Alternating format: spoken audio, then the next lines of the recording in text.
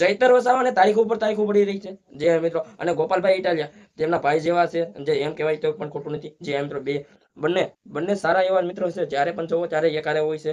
જે મિત્રો જ્યારે પણ ભાષણ કરે ત્યારે એકારે બંને ભાષણ કરે ને, અને એવું બોલે ને તો સામા વાળાને સોતરા કાઢી નાખે. જે મિત્રો ગોપાલભાઈ ઇટાલિયા એડવોકેટ છે. જે મિત્રો એડવોકેટ છે. હાલ તમે જોતા હશો કે ગોપાલભાઈ ઇટાલિયા હમણાંથી ચૈતરભાઈ વસાવાને લીધે કઈ વિડીયો પણ નથી આવતા અને કઈ બોલતા પણ નથી. જે મિત્રો હવે તો મારું એવું કેવું છે કે ગોપાલભાઈ ઇટાલિયાને તો ભાઈ શેઠ કોર્ટમાં જવું જોઈએ, અને ચૈતરભાઈ વસાવા વિશે અને ચૈતરભાઈ વસાવાના સમર્થનમાં જઈને લડવું જોઈએ. જે મિત્રો કાકા ગોપાલભાઈ ઇટાલિયા અને મેહુલ બોગરા બંને મેદાનમાં આવે ને તો ચૈતરભાઈ વસાવા જેલમાં આવે, જેલની બહાર આવે ભાઈ. કેમ કે અત્યારે તમે બધા જોતા હશો કે ચૈતરભાઈ વસાવાને તારીખો ઉપર તારીખો પડી રહી છે.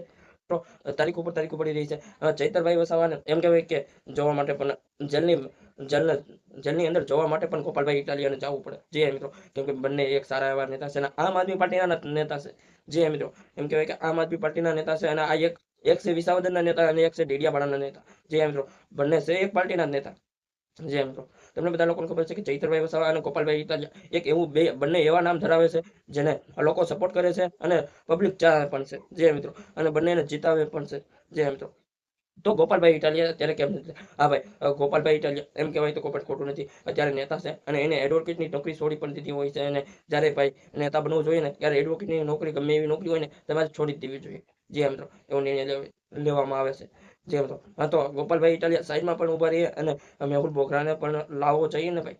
ખુલ્લેઆમ મેહુલભાઈ બોગરા અને ગોપાલભાઈ ઇટાલિયા ચૈતરભાઈ વસાવાને બચાવવા માટે કોર્ટમાં જાય અને ખુલ્લેઆમ ચૈતરભાઈ વસાવાને વિશે બોલે અને સમર્થનમાં આવે. જે મિત્રો તો શું ગોપાલભાઈ ઇટાલિયાને જવું જોઈએ ચૈતરભાઈ વસાવાના સમર્થનમાં, અને શું જવું જોઈએ કે ના જવું જોઈએ કમેન્ટમાં જણાવો, અને અમારી ચેનલમાં નવો હોય તો લાઈક અને સબસ્ક્રાઈબ ને શેર જરૂર કરી દેજો. જય હિન્દ, જય ભારત.